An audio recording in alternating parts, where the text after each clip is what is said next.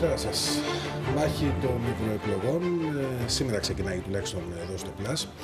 Έχουμε τη χαρά να φιλοξενούμε δύο νυν ευρωβουλευτές, έναν υποψήφιο ευρωβουλευτή, αναπληρωτή πρόεδρο κόμματος.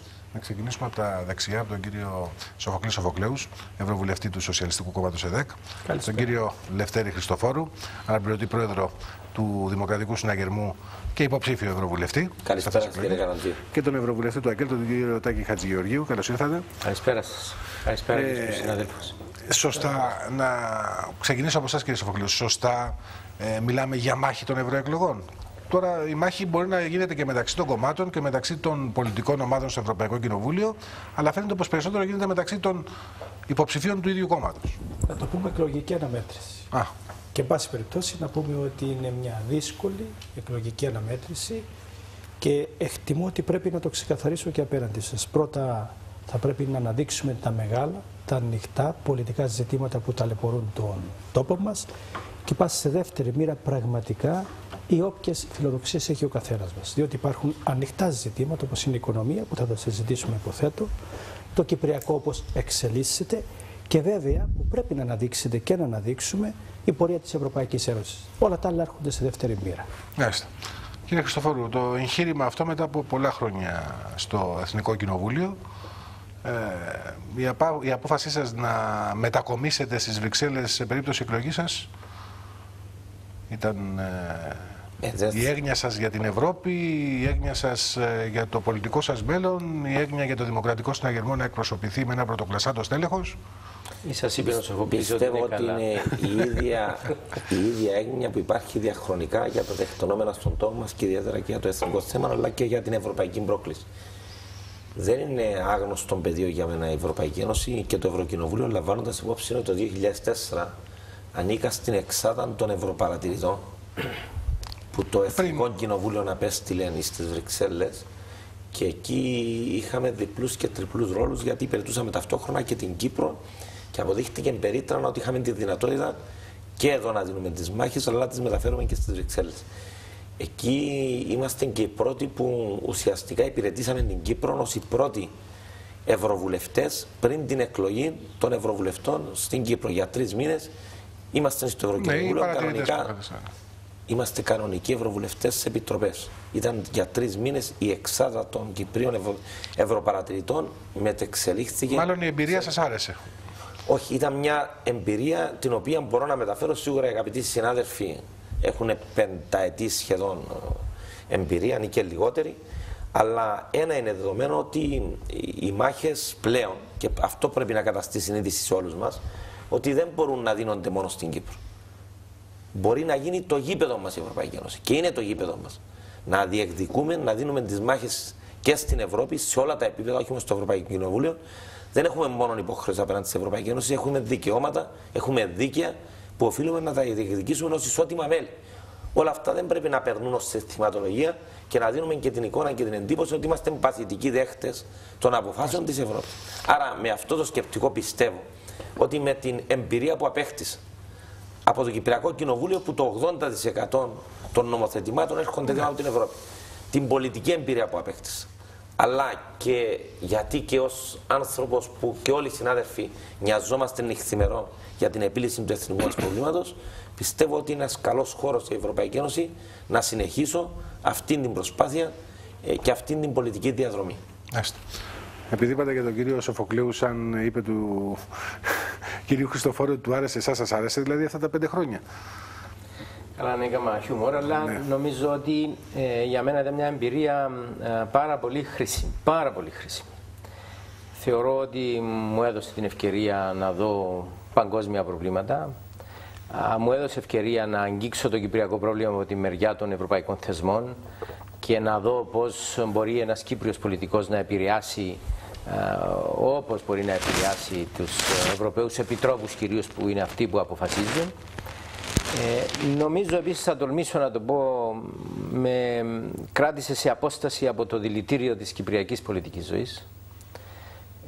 Στενοχωριούμαι πάρα πολύ όταν παρατηρώ συγκρούσεις χωρίς έλεος πολλές φορές και χωρίς και αυτά αποτελέσματα αυτών των συγκρούσεων. Για χάρη των συγκρούσεων. Αυτά προς χάρη και προς όφελος των πολιτών. Λαϊκισμός απίθμενος. Και αν προσθέσω αυτό που έχει πει παρεμφερώς ο συνάδελφος ο κ. Λευτέρης Χριστοφόρου, ότι το 80% των νομοθετημάτων που περνούν από την Κυπριακή Βουλή είναι απλή μεταφορά ή υιοθέτηση οδηγιών που έρχονται από την Ευρωπαϊκή Ένωση, καταλαβαίνουμε ότι εν πολλής το κοινοβούλιο μας, το κοινοβούλιο σας, είναι το Ευρωπαϊκό Κοινοβούλιο. Ή μήπως είναι υπερβολή αυτό που ανέφερε και ο κ. Χριστοφόρου προηγουμένως, ότι το γήπεδο είναι πια το Ευρωκοινοβούλιο και οι Βρυξέλλες? Νομίζω ότι δεν μπορεί κάποιος να πει ότι το γήπεδο πια είναι εκεί. Είναι και εκεί και εδώ. Να μην υποβαθμίσουμε τη δουλειά των συναδέλφων που γίνεται στο Κυπριακό Κοινοβούλιο, ιδιαίτερα από μια μερίδα, εμείς θεωρούμε προερχομένων κυρίως από το κόμμα της αριστεράς, όμως και εκεί είναι ένα γήπεδο της Κύπρου. Βεβαίως, είναι καλά να ξέρουμε ότι είμαστε 6 Κύπριοι Ευρωβουλευτές ανάμεσα σε 750. Για να καταγραφείς χρειάζεται υπέρτερος κόπος και μεγαλύτερη προσπάθεια από πολλούς συναδέλφους άλλων μεγαλύτερων κρατών. Για να καταγραφείς ως όνομα, αν θες, να σε βλέπει όλο στο διάδρομο και να ξέρει όνομα και επώνυμο. Και όχι μόνο συναδέλφοι, αλλά και επίτροποι, όπως είπα προηγουμένως. Πιστεύω ότι με τις εξελίξεις τις τελευταίες που αφορούν την οικονομία της Κύπρου και το Κυπριακό, η συμβολή οποιουδήποτε εκλεγεί, εγώ θεωρώ ότι μπορώ να συμβάλλω προς αυτήν την κατεύθυνση. Όσον αφορά λοιπόν το Κυπριακό και την οικονομία, μπαίνουμε σε μια διακεκαυμένη ζώνη. Το επόμενο Ευρωκοινοβούλιο θα έχει διαφορετική σύνθεση από το σημερινό. Οι δημοσκοπήσεις πανευρωπαϊκές λένε ότι είναι πιθανόν να μπει μεγάλη μάζα ακροδεξιών στοιχείων που δεν θα θέλουν να συνεργαστούν, αλλά θέλουν να καταλύσουν την Ευρωπαϊκή Ένωση. Οι δημοσκοπήσεις επίσης λένε ότι πιθανόν να είναι λίγο μπροστά οι σοσιαλιστές από την δεξιά, το Ευρωπαϊκό Λαϊκό Κόμμα. Και οι δημοσκοπήσεις επίσης λένε ότι η δική μας πολιτική ομάδα θα διπλασιάσει τη δύναμή της. Είμαστε περίπου 35 ευρωβουλευτές σήμερα, θα είμαστε 60-65 και με την πτώση αριστερών και φιλελευθέρων θα είμαστε οι δυνάμεις της αριστεράς σε συνεργασία πάντα με δυνάμεις άλλες που συγκλίνουν κάποτε προς την ίδια κατεύθυνση. Μπορούμε να αλλάξουμε ελαφρώς, αλλά είναι ήδη σημαντικό, τις οικονομικές πολιτικές της Ευρωπαϊκής Ένωσης. Και επειδή είπα και μια κουβέντα για το Κυπριακό, αναφέροντας τη φράση μπαίνουμε σε διακεκαυμένη ζώνη, ναι, και από την οπτική γωνιά της Ευρώπης μπορεί κάποιος σήμερα ιδιαίτερα, που τα πράγματα θα γίνουν ακόμα πιο ρευστά, μπορεί να συμβάλλει πάρα πολύ θετικά εάν ξέρει πώς να προσεγγίσει Ευρωπαίους επιτρόπους, με ποιο τρόπο συζητά, πώς καταθέτει τις απόψεις του, πώς μπαίνει μέσα στην λειτουργία της σκέψης ενός ανθρώπου που σκέφτεται διαφορετικά. Να βάλουμε τα πράγματα σε μία σειρά για να ξεκινήσουμε. Από ό,τι βλέπετε και ακόμη από τον τρόπο που καθόσαστε, δεν υπάρχει και πρωτόκολλο, ούτως ώστε μπορούμε και να ανταλλάσσουμε απόψεις. Κύριε Σοφοκλέους, να ξεκινήσουμε με την Ευρώπη. Ακούμε πολλούς να λένε για την Ευρώπη που θέλουμε, για την Ευρώπη των λαών. Μήπως τελικά αυτό είναι μια υπερβολή, είναι και υποκριτικό κάποια στιγμή, όταν γνωρίζουμε ότι αυτή η Ευρώπη που θέλουμε και αυτή η Ευρώπη των λαών δεν έχει καμία σχέση με την Ευρώπη που ζούμε σήμερα? Νομίζω ότι εδώ πρέπει να είμαστε πάρα πολύ συγκεκριμένοι. Αφήστε που ο καθένας θέλει τη δική του Ευρώπη, όπως. Και θα έλεγα και πολύ μελετημένη. Εξαρτάται από πού ξεκινά κανείς για να έχει αυτή την αξιολόγηση και αυτή την θέση.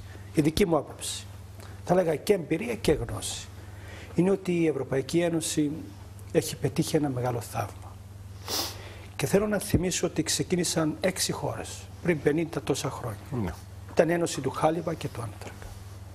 Η Ευρωπαϊκή Ένωση, δηλαδή οι Ευρωπαίοι, πέρασαν από 2 παγκοσμίους πολέμους. Εκατομμύρια οι νεκροί.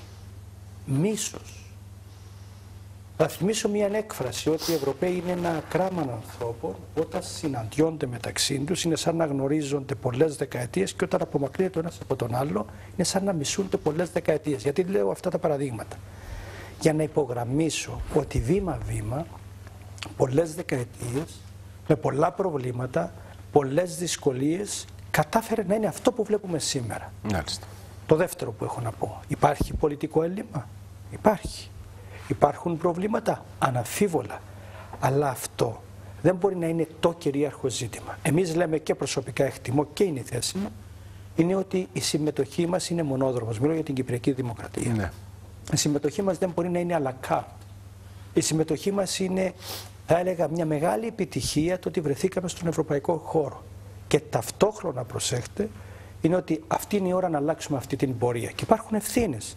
Δηλαδή, δεν θα κουραστώ να λέω, και το είπα και τώρα πριν μισή ώρα σε μια ομιλία μου, ότι σήμερα η Ευρωπαϊκή Ένωση δεν είναι αυτή που οραματιστήκαμε παρά τη μεγάλη επιτυχία που σας έχω πει. Δηλαδή, έχουμε 33 εκατομμύρια ανέργους.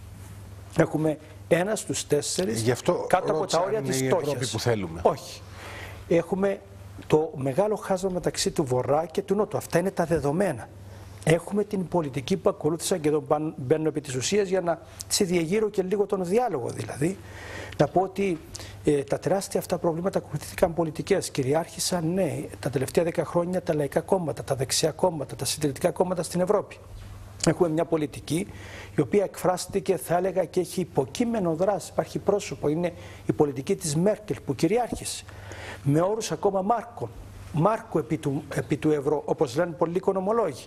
Δηλαδή μια επιβολή της Γερμανίας, θα έλεγα, σε αυτό το όραμα που σας έχω πει και σε αυτή την πορεία. Αυτό που μας περιγράφεται είναι μια Ευρώπη προς αποφυγή όμως. Όχι. Άρα λοιπόν, με αυτά τα προβλήματα, θα σας πω και για να κλείσω, λέω, αφού τα διαπιστώνουμε, θα πρέπει να τα αλλάξουμε. Όχι να φύγουμε από την Ευρώπη. Θα πρέπει να δώσουμε τη μάχη μας μέσα. Δεν μπορεί να συνεχιστεί αυτή η στιγμή πολιτική της, θα έλεγα, της λιτότητας, που έφερε την ύφεση, που ενίσχυσε την ανεργία. Δεν πάει άλλο. Έκλεισε τον κύκλο της. Άρα διαπιστώνουμε πρώτον, επανέρχομαι, σε αυτή τη μετεξέλιξη της πορείας της Ευρωπαϊκής Ένωσης, που είναι πάρα πολύ σημαντική για μένα, είναι ένα βήμα προς τα εμπρός. Δεύτερον, διαπιστώνουμε τα τεράστια προβλήματα που έχει σήμερα και πρέπει να τα αλλάξουμε. Και τρίτο, αυτό είναι το μήνυμα μου, ότι μέσα τα αλλάζουμε. Ούτε ασπάζουμε την θεωρία à la carte συμμετοχή, ούτε ασπάζουμε την θεωρία του ευρωσκεπτικισμού που αναπτύσσεται, ούτε ασπάζουμε τη θεωρία της ξενοφοβίας, αλλά ταυτόχρονα καταθέτω πολιτική άποψη.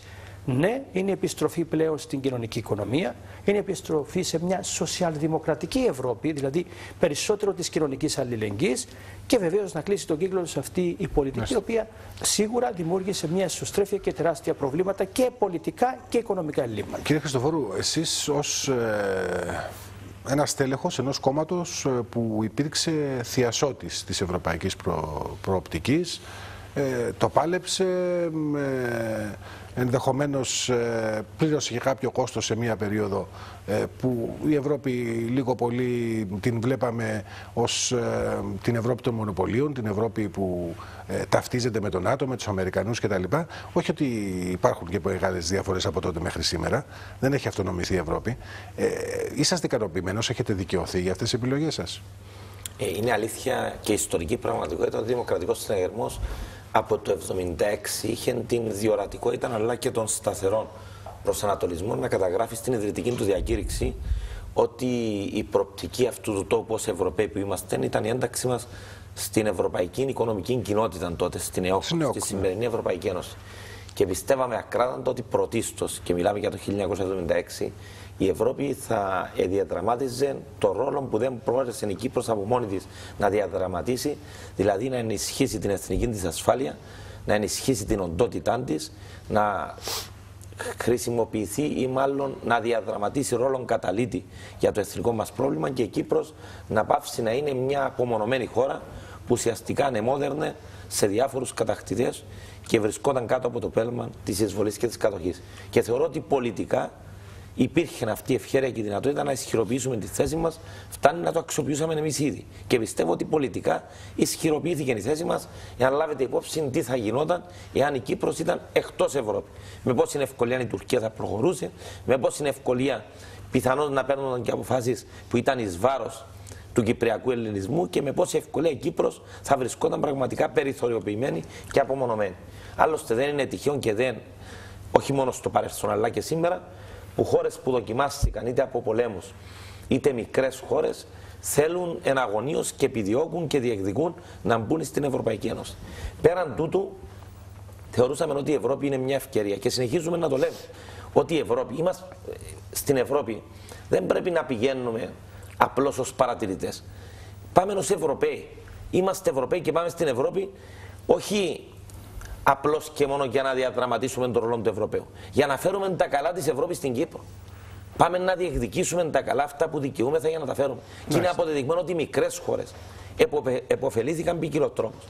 Φυσικά, ο κυπριακός λαός δικαίως νιώθει πληγωμένος, πονεμένος και οργισμένος για την απαράδεκτη στάση και συμπεριφορά που είχαμε από τους Ευρωπαίους στο τελευταίο Euro. Το θέμα της οικονομίας θα το δούμε στη συνέχεια μόνο του. Πρέπει να πούμε το εξής, ότι δεν υπήρξε η κοινωνική αλληλεγγύη και η ευρωπαϊκή αλληλεγγύη που αναμέναμε.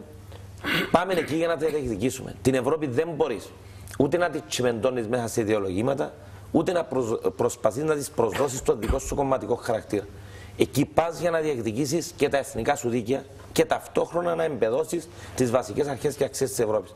Άρα πάμε εκεί ως διεκδικητές και ως άνθρωποι, ως μια μικρή χώρα που μπορεί να διεκδικήσει τα ταμεία της Ευρωπαϊκής Ένωσης, να διεκδικήσει τα θετικά των θετικών θεσμών της Ευρωπαϊκής Ένωσης, να διεκδικήσει, να καλυτερεύσει την ποιότητα ζωής των συμπατριωτών σου στην Κύπρο, ιδιαίτερα μιας μικρής χώρας. Και να σας πω, για μας είναι ιδιαίτερα αισιόδοξο το γεγονός που το Ευρωπαϊκό Λαϊκό Κόμμα έχει ως υποψήφιο για τη θέση του Προέδρου της Ευρωπαϊκής Επιτροπής, και αυτό είναι σημαντικό, τον Γιούνκερ, ο οποίος προέρχεται από μια μικρή χώρα. Που αυτό είναι ιδιαίτερα συμβολικό, ότι οι μικρές χώρες έχουν θέση στην Ευρωπαϊκή Ένωση και σίγουρα όταν τέτοιοι άνθρωποι βρεθούν σε αυτά τα ύπατα αξιώματα, με τις ευαισθησίες που έχουν σε μικρές χώρες, σίγουρα θα δώσουν και μια διαφορετική προοπτική. Βεβαίως έχει άλλο εκτόπισμα το Λουξεμβούργο ως μικρή χώρα από άλλες μικρές χώρες όπως η Κύπρος και η Μάλτα. Σίγουρα όμως δεν μπορεί να ξεχνούμε και την θετική στάση, συμπεριφορά και αλληλεγγύη αυτών που προέρχονταν από μικρές χώρες όπως ήταν ο κύριος Γιούνκερ, μπροστά στην άτεχτη και βάναυση στάση και συμπεριφορά κάποιων άλλων που προέρχονταν από μεγάλες χώρες. Πέστε για την κυρία Μέρκελ φέτος. Για τη Γερμανία και όχι μόνο για τη Γερμανία. Κυρίως. Εσείς τη ζήσατε 5 χρόνια μέσα από το Ευρωπαϊκό Κοινοβούλιο. Θεωρείτε ότι όντως μπορούν να αλλάξουν πράγματα μέσα από τη συμμετοχή μας? Και να πιαστώ από αυτό που είπε ο κύριος Χριστοφόρου, μια μικρή χώρα μπορεί να λειτουργήσει ως μοχλός έστω και για κάποιες αλλαγές τις οποίες τις θεωρούμε μεγάλες για την Ευρωπαϊκή Ένωση? Να πω καταρχήν ότι θεωρώ πως δεν είχαμε επιλογή να μην είμαστε στην Ευρωπαϊκή Ένωση, ούτε νομίζω ότι έχουμε επιλογή να μπορούμε να μην είμαστε τώρα. Εκεί είναι ο χώρος μας και εκεί πρέπει να παλέψουμε. Αυτό όμως το κάνουμε χωρίς ψευδαισθήσεις. Θεωρώ ότι η ένταξή μας και η ένταξη στο ευρώ, κατά την δική μας άποψη, στο τέλος δεν ωφέλησε την Κύπρο. Επιχείρησαν να κάνουν κάτι στο Κυπριακό, δεν είναι μόνο δική τους ευθύνη, ίσως και άλλων, αλλά το Κυπριακό παραμένει άλυτο, παρότι η κύρια αιτία της πλειοψηφίας των Κυπρίων, να λειτουργήσει ως καταλήτης, ανεξάρτητα αν ήταν μόνο θέση του ΑΚΕΛ, μπαίναμε στην Ευρωπαϊκή Ένωση για να βοηθήσουμε να λυθεί το Κυπριακό. Και δυστυχώς ο τρόπος εγκαθίδρυσης και λειτουργίας του ευρώ παρήχε τη δυνατότητα όταν έρχονταν καλές μέρες από το εξωτερικό να έρχονται και στην Κύπρο, αλλά μόλις ήρθε το κύμα το οστικό των κακών ημερών, έπεσε πάνω μας όπως το τσουνάμι. Δεν υπήρχαν οι ασφαλιστικές δικλείδες, ούτε οργανώθηκαν τέτοιες δικλείδες έτσι ώστε να απομονώνονται επικίνδυνες περιοχές κατάρρευσης της οικονομίας τους από προβλήματα που έρχονταν από αλλού. Ο κύριος Γιαννόπουλος δεν θα έρχονταν στην Κύπρο αν δεν είμαστε στο ευρώ. Επαναλαμβάνω, η θέση μας είναι εκεί και εκείνη που πρέπει να παλέψουμε. Χωρίς ψευδαισθήσεις όμως, οι αλλαγές θα έρθουν σταδιακά, με πολύ μικρά βήματα και με μεγάλους αγώνες των δυνάμεων εκείνων που θεωρούν ναι ότι η Ευρώπη πάσχει από δημοκρατικό έλλειμμα πάρα πολύ σοβαρό, ότι αυτό το ένας επίτροπος ανακράτος σε καμιά περίπτωση δεν σημαίνει ισοτιμία. Είναι άλλο πράγμα να είσαι Γερμανός επίτροπος ενέργειας και είναι άλλο πράγμα να είσαι Μαλτέζος επίτροπος για την υγεία. Παρά τη σημασία των πορτοφολίων αυτών. Επίσης, είναι άλλο πράγμα να είναι 6 ευρωβουλευτές σε ένα κοινοβούλιο και άλλο πράγμα να μπαίνεις μέσα σε ένα κοινοβούλιο με 80 ευρωβουλευτές, από 10 συνεργάτες ο καθένας, μπαίνεις σε ένα κοινοβούλιο που μιλούν γερμανικά. Το 1 τρίτο μιλά γερμανικά, το άλλο 1 τρίτο εγγλέζικα, το άλλο 1 τρίτο γαλλικά και είσαι κι εσύ. Δεν υπάρχει ισότιμη συμμετοχή των μικρών κρατών. Η δε κουβέντα ότι το Λουξεμβούργο είναι μικρό κράτος, το Λουξεμβούργο είναι το παραχαϊδεμένο παιδάκι της Ευρωπαϊκής Ένωσης. Καθόλου μικρό κράτος δεν είναι. Είναι και η γεωγραφία του διαφορετική και η δημιουργία του κάτω από άλλες συνθήκες. Δεν μπορεί να συγκρίνονται. Άλλωστε σκέφτηκε ποτέ κανείς ότι μπορούσε να έμπαινε πρόεδρος των κομισαρίων τέος πρόεδρος της Κυπριακής Δημοκρατίας. Γιατί δεν το σκεφτούνται. Γιατί δεν το σκεφτούνται. Και σκέφτονται και μόνο ή τον εκπρόσωπο οι θεσμοί που έχουν έδρα του Λουξεμβούργου, ή πρόεδρο του Βελγίου, ή πρόεδρο του Λουξεμβούργου, άντε να πεταχτούν λίγο στη Δανία. Πώς θα γίνουν οι αλλαγές. Το Κοινοβούλιο έχει μικρές δυνατότητες παρέμβασης σήμερα, παρότι έχουν αυξηθεί με τη συνθήκη Λισαβόνας, αλλά είναι μικρές. Και το βλέπετε και στην αντίδραση του Κοινοβουλίου μετά τα δεδομένα της Τρόικα. Ήρθε η Κομισιόν, η Ευρωπαϊκή Κεντρική Τράπεζα, το Διεθνές Νομισματικό Ταμείο, μας έδωσε ένα χαστούγι, κατέστρεψε την οικονομία της Κύπρου. Όχι μόνο την οικονομία της Κύπρου, τη μηχανή που παρήγαγε τα λεφτά στην Κύπρο. Αυτό κατέστρεψα. Είναι σαν να πήγαινε με αυτοκίνητο και τώρα βάζει με τα πόδια. Το τραπεζικό σύστημα. Αυτό είναι που έγινε. Μετά λοιπόν από τα γεγονότα που επέφερε η Τρόικα, εξύπνησε το Ευρωκοινοβούλιο και είπε: μια στιγμή κάτι δεν πάει καλά εδώ, να κάνουμε επιτροπή, να ελέγξουμε εκ των υστέρων. Και οφείλω να πω, να είμαστε καθαροί, αυτό έγινε διότι πολλοί ευρωβουλευτές είδαν ότι έρχονται εκλογές και σου λέει να ταράξουμε και εμείς λίγο και να πούμε στους πολίτες ότι νοιαζόμαστε και κακώς έκαμε η Τρόικα αυτά που έκαμε. Άσε που στο πόρισμα τους δεν λένε ότι κακώς έκαμε η Τρόικα, λένε ότι ήταν μη νομιμοποιημένη δημοκρατικά, αλλά δεν υπήρχε άλλη επιλογή. Επίσης, αυτό δεν έχει να κάνει τίποτα με τον φίλο μου Σοφοκλή, ο οποίος σε πολύ λίγο χρόνο, 2 ετών που είναι εκεί και κάτι, κατέγραψε παρουσία και συνέβαλε στο να γνωρίζει η ομάδα των σοσιαλιστών ποιες είναι οι θέσεις της Κύπρου σε θέματα κυπριακού και άλλα, αλλά οι σοσιαλιστές για πάρα πολλά χρόνια εγώ τους παρακολουθούσα. Συνέπλεαν πλήρως με τις νεοφιλελεύθερες πολιτικές του Ευρωπαϊκού Λαϊκού Κόμματος. Τι παραδοξότητα κιόλας να ονομάζονται Ευρωπαϊκό Λαϊκό Κόμμα. Είναι μια δεξιά νεοφιλελεύθερη η οποία χειροκροτούσε όλες αυτές τις πολιτικές που έφεραν αυτά τα κακά στις χώρες της Νότιας Ευρώπης, και σήμερα οι σοσιαλίστες άλλαξαν τη ρητορική τους. Να είμαστε μακάρι η αλλαγή να τους εγκλωβίσει σε μια πρακτική διαφορετική και με την αύξηση, όπως είπα πριν, και της δύναμης της αριστεράς, να δούμε σε συνεργασίες πώς αλλάζουν οι πολιτικές και πώς ενισχύεται η δύναμη του Ευρωκοινοβουλίου. Πώς ενισχύεται η δύναμη των κρατών εκεί, έτσι ώστε να συντηρείς την κυριαρχία σου και να δίδεις όταν θέλεις να δώσεις. Να εκχωρείς. Να εκχωρείς όταν θέλεις να εκχωρήσεις και όταν αισθάνεσαι ότι δεν σου το κλέβει, αλλά μπαίνεις σε ένα σύστημα διότι πιστεύεις ότι πατάς γερά. Σήμερα η οικονομική πολιτική της Κύπρου ή της Ελλάδας καθορίζεται από τους Υπουργούς Οικονομικών της Κύπρου ή της Ελλάδας. Κύριε Σοφοκλέους, συνεχίζοντας τη σκέψη του κυρίου Χατζηγεωργίου και αναφερόμενος προηγουμένως ο κύριος Χατζηγεωργίου στο θέμα της νομιμοποίησης της Τρόικας, μα η Τρόικα δεν είναι το μόνο μη νομιμοποιημένο δημοκρατικά όργανο που έχει σχέση με την Ευρωπαϊκή Ένωση, γιατί εκεί έχουμε και το Διεθνές Νομισματικό Ταμείο. Ούτε η Ευρωπαϊκή Επιτροπή είναι δημοκρατικά εκλεγμένη, ούτε άλλα όργανα της Ευρωπαϊκής Ένωσης, πλην του Ευρωκοινοβουλίου, το οποίο δίνει κάποιες φορές την εντύπωση ότι είναι διακοσμητικό στοιχείο. Αφού δεν μπορεί να νομοθετήσει αυτοβούλος. Δηλαδή να αντιληφθώ το ερώτημα ότι δεν θα πρέπει να είμαστε στο Ευρωπαϊκό Κοινοβούλιο. Δεν είπα ότι το λέτε αυτό. Το ερώτημα πώς θα μπορούσαμε να το αλλάξουμε. Αλλά ακούστε, επειδή έχει τεθεί το ερώτημα αυτό πάρα πολλές φορές και μάλιστα μου ζητήθηκε για μια συνέντευξη αύριο. Θα το ξεκαθαρίσω και από την εκπομπή σας. Ότι τότε συμμετέχουμε όχι μόνο στην Ευρωπαϊκή Ένωση, αλλά στο Ευρωπαϊκό Κοινοβούλιο. Για αυτό το οποίο συζητούμε είναι μια μεγάλη επιτυχία της Κυπριακής Δημοκρατίας. Δεν διαφωνεί κανένας, νομίζω, σε αυτό. Βέβαια, υπάρχουν πολλές αδυναμίες και πρέπει να αλλάξουμε τον τρόπο που λειτουργεί το Ευρωπαϊκό Κοινοβούλιο. Να ισχυροποιηθεί. Και μόνο τότε έχει λεχθεί, και το επαναλαμβάνω απλά για να ενισχύσω την άποψή μου, το ότι έχει λεχθεί 8, εγώ λέω 7 από τις 10 νομοθεσίες που σήμερα ψηφίζονται στο Ευρωπαϊκό Κοινοβούλιο αφορούν τα κράτη. Για κάθε 10 νομοθεσίες έχουμε 7-8 νομοθεσίες που μας αφορούν εμάς. Αυτό είναι ή όχι σημαντικό γεγονός. Είναι ή όχι ρόλος θεσμικός. Θα μου πείτε, υπάρχει έλλειμμα στο Ευρωπαϊκό Κοινοβούλιο? Βεβαίως υπάρχει. Και αυτό είναι που συζητάμε, αυτό είναι που απαιτούμε. Να αλλάξει ακόμα περισσότερο και να ισχυροποιηθεί ο τρόπος που λειτουργεί και παίρνει αποφάσεις και βεβαίως επηρεάζει τις κυβερνήσεις. Δεν υπάρχει αμφιβολία για τούτο. Θέλω όμως να προσθέσω σε αυτή την συζήτηση η οποία γίνεται και προεκτείνω τον διάλογο, απαντώντας πρώτα στο φίλο μου τον Λευτέρη, και να του πω ότι έφερε ένα επιχείρημα για να μην αιωρείται και αυτή έτσι η θέση ότι ο Γιούγκερ τέλος πάντων είναι από μικρό κράτος, παρότι ο φίλος μου Τάκης επίσης απάντησε, δεν θα επαναλάβω αυτά τα οποία έχει πει και υιοθετώ την άποψη περί χαϊδευμένου παιδιού, δηλαδή για το Λουξεμβούργο. Είναι μια άλλη ιστορία του Λουξεμβούργου, η γεωγραφία του, ο ρόλος του μέσα στην καρδιά της Ευρώπης, τα οικονομικά του.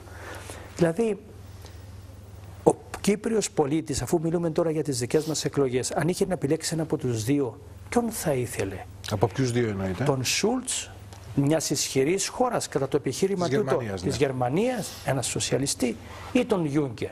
Η δική μου εκτίμηση και θέση είναι ότι η ισχυρή παρουσία στην προκειμένη περίπτωση ενός υποψηφίου, ο οποίος μπορεί να επηρεάσει πολύ δυναμικότερα, αν θέλετε, και την Γερμανία, θα είναι προς όφελος της Κυπριακής Δημοκρατίας. Αυτή είναι η εκτίμηση μου, αυτή είναι η άποψή μου. Άρα, επιχειρηματολογώντας, εκτιμώ ότι η απάντηση που δίδεται στο φίλο μου τον Λευτέρη είναι τουλάχιστον τεκμηριωμένη. Δεν είπα ότι είναι απόλυτα σωστή.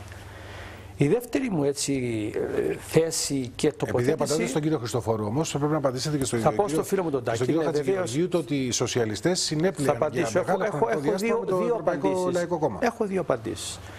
Πιο σύντομα για να κάνουμε και συζήτηση, να μην έχουμε μικρούς μονολόγους. Ναι, αλλά νομίζω είναι πάρα πολύ βασικό αυτό που πει ο Τάκης, δηλαδή να το διευκρινίσει περισσότερο. Δηλαδή, τι έχει πει ο Τάκης είναι ότι λίγο πολύ ότι κακώς μπήκαμε στο ευρώ. Αυτό έχω αντιληφθεί τουλάχιστον.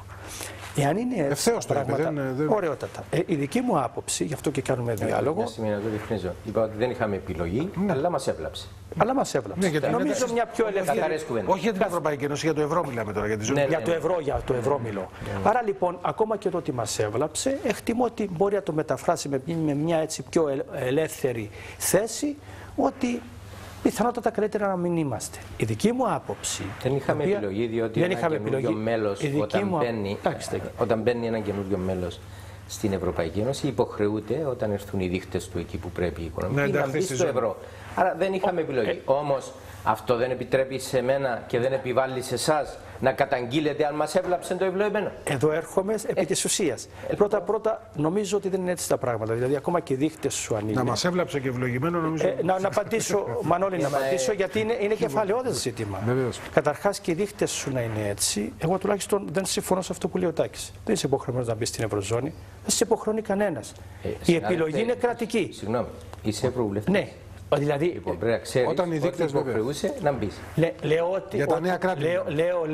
ότι η Κυπριακή Δημοκρατία αυτή πήρε την απόφαση ουσιαστικά να δρομολογήσει την διαδικασία να ενταχθεί στην Ευρωζώνη. Αυτό πρέπει να ξεκαθαρίσει. Δηλαδή η απόφαση είναι της Κυπριακής κυβέρνησης. Δεν είναι δηλαδή γιατί μας το επέβαλα ή επειδή, ξέρετε, οι δείκτες έτρεχαν. Μάλιστα, ακολουθήσαμε και πολιτική νοικοκυρεμένη ακριβώς, στοχευμένη. Να φέρουμε. Ναι, αλλά να πω αυτό που πρέπει να πω. Να φέρουμε τους δείκτες εκεί που πρέπει για να ενταχθούμε. Άρα η πολιτική είναι δική μας. Ο σχεδιασμός ήταν δικός μας. Από εκεί και πέρα επί της ουσίας. Δηλαδή, εκ των υστέρων σήμερα μπορεί να πούμε ότι μας έβλαψε το ευρώ. Η δική μου άποψη, και μπαίνω επί της ουσίας, Τάκη, είναι ότι αν δεν είμαστε σήμερα στην Ευρωζώνη, με αυτά τα δεδομένα που χρεοκοπήσαμε, όχι έχουμε κρίση, τότε θα είχαμε ουσιαστικά πτωχεύσει. Τώρα μιλούμε για οικονομική κρίση. Καλά, και τώρα σε πτώχευση είμαστε. Τώρα μιλούμε για οικονομική κρίση. Αυτή τη στιγμή, το ότι είμαστε στην Ευρωζώνη, αυτή είναι η άποψη. Ναι. Το ότι είμαστε στο ευρώ, τουλάχιστον καταφέρνουμε σε έναν βαθμό να κρατήσουμε στην σταθερότητα στην οικονομία μας. Θα είμαστε, και μιλώ με αριθμούς, 70% φτωχότεροι. Πιθανότατα, αν βγαίναμε από την Ευρωζώνη, και δεν είπε αυτό το πράγμα ο Τάκης, τότε διακινδυνεύεται και η πορεία μας μέσα στην Ευρωζώνη, αυτό το ξεκαθαρίζω. Μέσα στην Ευρώπη. Μέσα στην Ευρωπαϊκή Ένωση. Και το τρίτο και σημαντικότερο είναι το όσο αιωρείται αυτή η συζήτηση. Και κλείνω με αυτό το θέμα. Δηλαδή η συζήτηση όχι μεταξύ μας, αλλά ευρύτερα, διότι την έχω ακούσει πάρα πολλές φορές και σε άλλα πάνελ. Το ότι πιθανολογεί κανένας την επιστροφή που δεν έχει λεχθεί εδώ, το καταθέτω, στην λίρα, τότε αντιμετωπίζουμε ένα τεράστιο πρόβλημα. Νομίζω σήμερα δεν το συζητάει κάποιος. Όχι, το συζητάμε τώρα. Όχι, το συζητούν. Υπήρξε μια πρόταση του Αγγέλη, η οποία υπήρξε μια πρόταση 80 σελίδων, δεν αποκηρύχθηκε, δεν αμφισβητήθηκε, δεν απεσύρθη. Η θέση είναι ότι είμαστε έτοιμοι να τη συζητήσουμε. Και εγώ λέω, αυτή είναι η άποψή μου.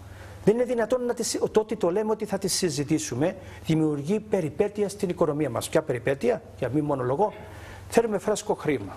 Αυτό λένε οι οικονομολόγοι. Αυτό λέει η κυβέρνηση. Αυτό λέει η αντιπολίτευση. Θέλουμε νέες επενδύσεις. Τότε εωρείται η πιθανότητα επιστροφής στη λίρα. Εωρείται, δεν είπα ότι θα πάμε. Ναι. Σας ερωτώ.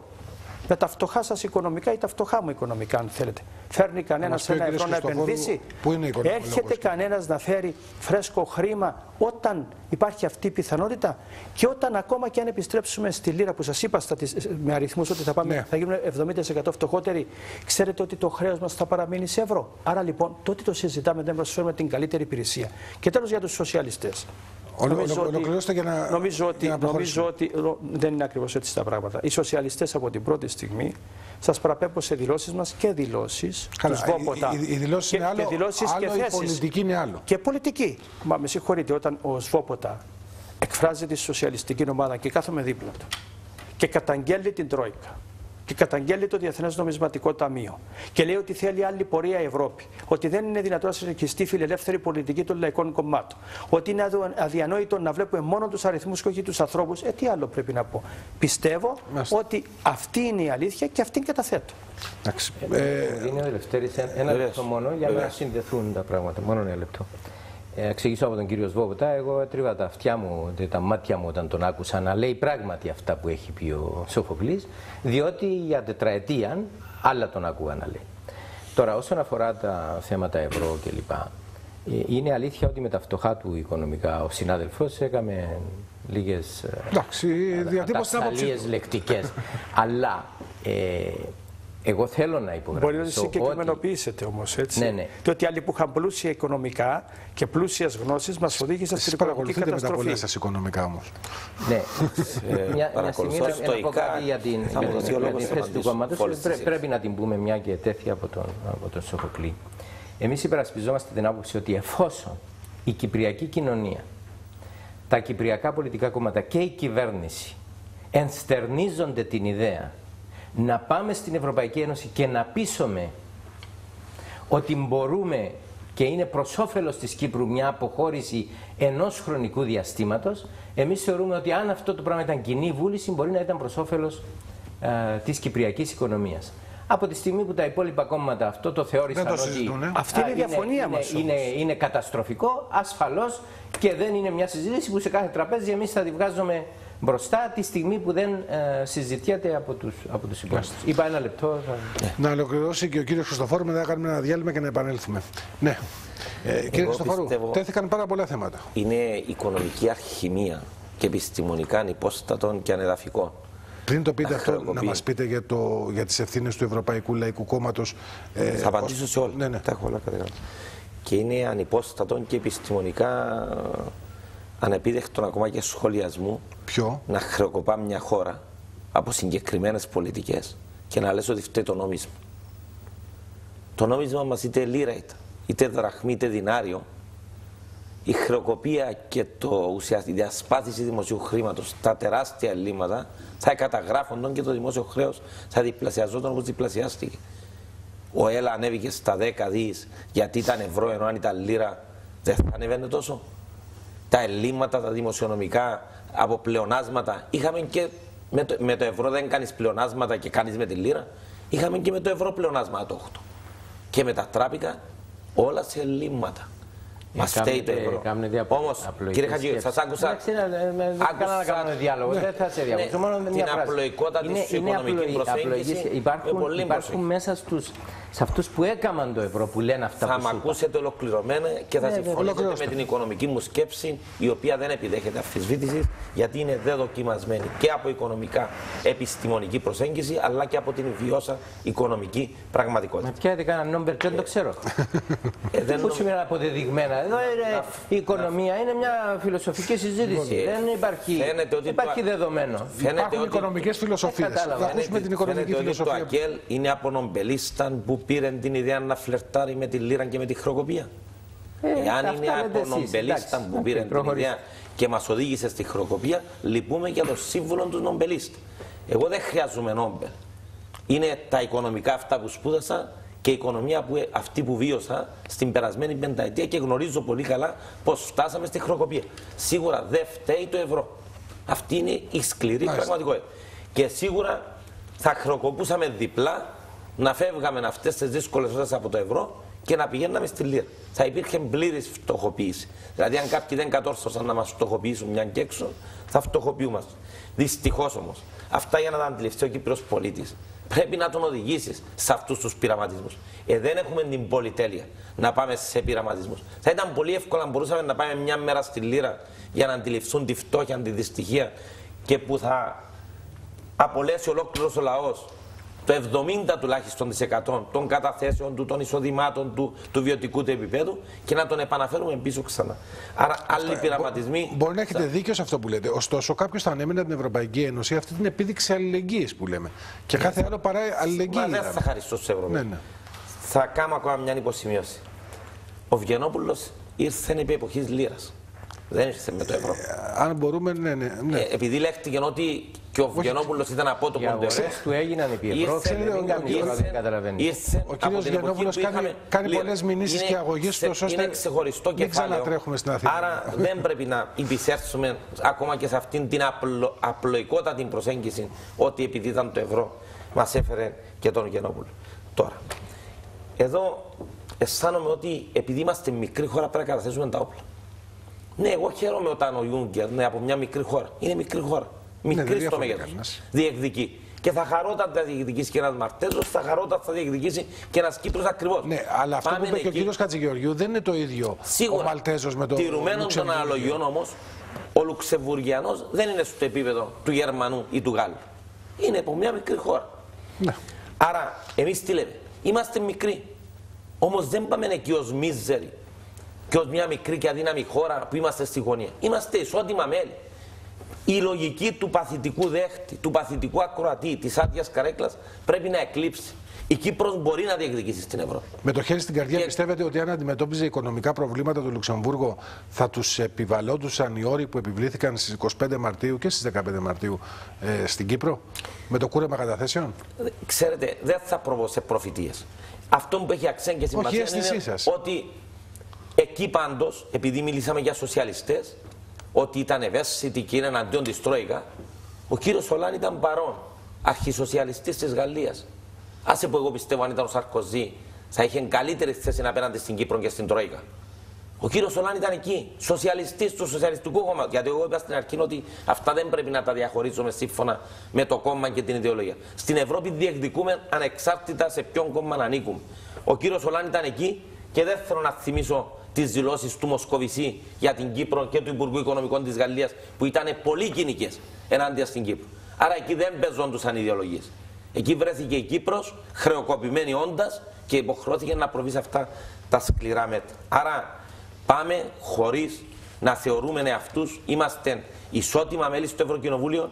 Οι 750 τόσοι ευρωβουλευτές έχουν ακριβώς τα ίδια δικαιώματα, έχουν την ίδια φωνή όταν θέλουν να την αρθρώσουν.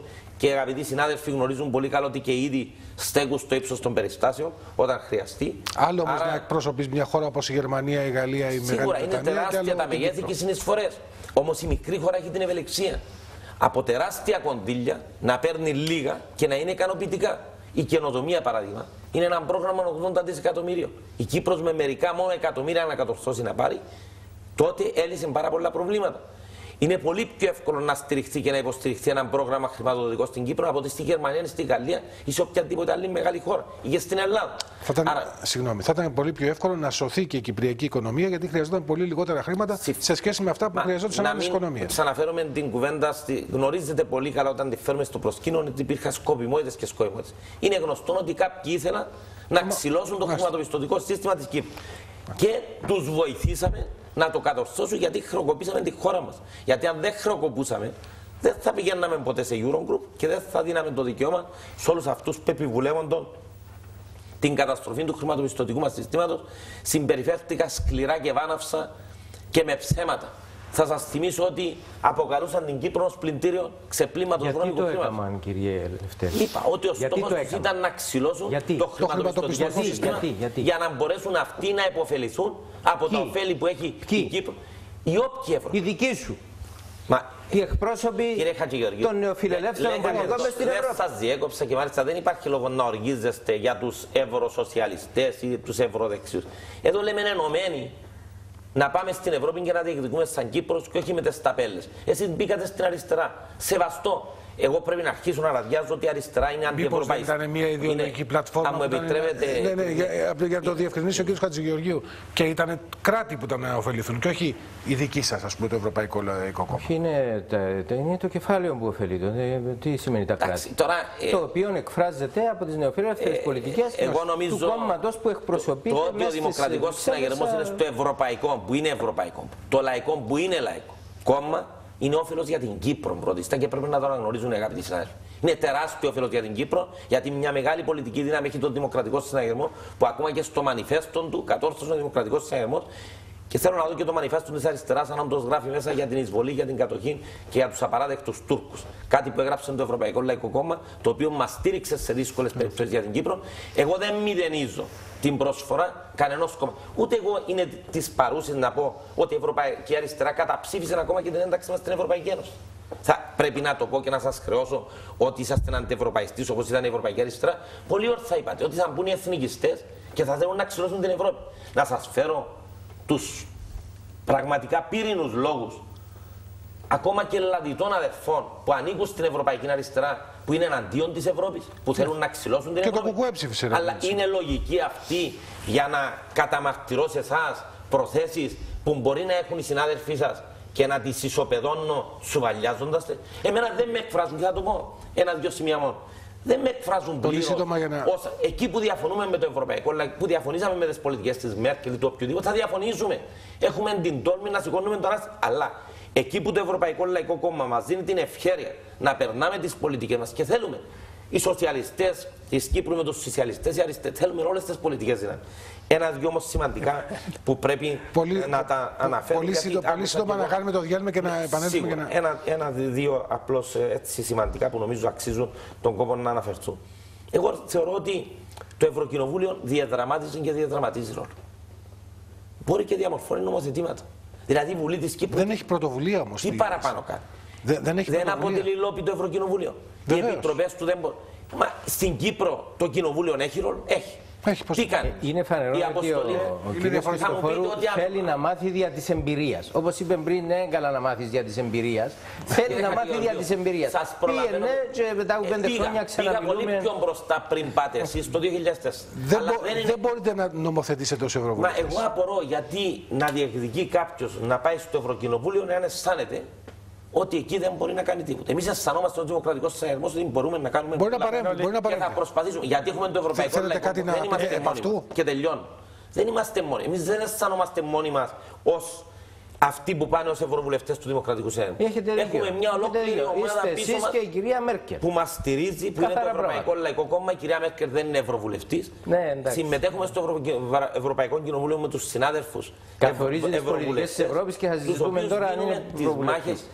Και πρωτίστως, και θα το πω για πολλωστή φορά και ελπίζω να εμπεδοθεί. Αν το πείτε για πολλωστή φορά, αφήστε το. Δίνουμε τη μάχη της Κύπρου.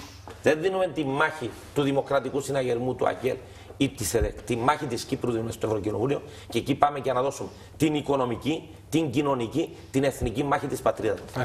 Λοιπόν, κύριε Σοφοκλέους, πριν επανέλθουμε, να κάνουμε ένα πολύ σύντομο διαφημιστικό διάλειμμα. Παρερχόμαστε, αν έχετε κάποιο σχόλιο. Θα περάσουμε όμως στον κύριο Τάκη Χατζηγεωργίου, είναι η σειρά του. Αλλά όπως είπα, θα μπορούσαμε να κάνουμε και μια κουβέντα. Ας υπάρχει και διασταύρωση. Έβλεπα σιωπηλό τον κύριο Χριστοφόρο τόσο καιρό. Σεβόμουν τους αγαπητούς συναδέλφους. Τα βγάλε μαζεμένα. Λοιπόν, επανερχόμαστε πολύ λίγα λεπτά.